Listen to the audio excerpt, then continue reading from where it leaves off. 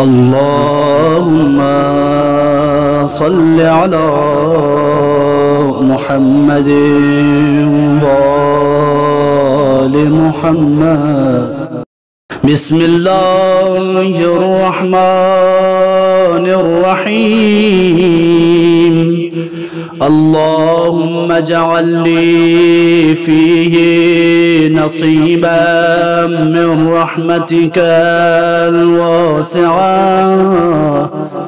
واهدني فيه لبراهينك الساطعة،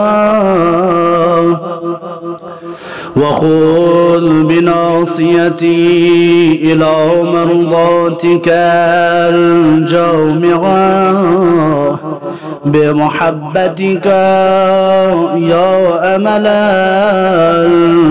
المشتاقين.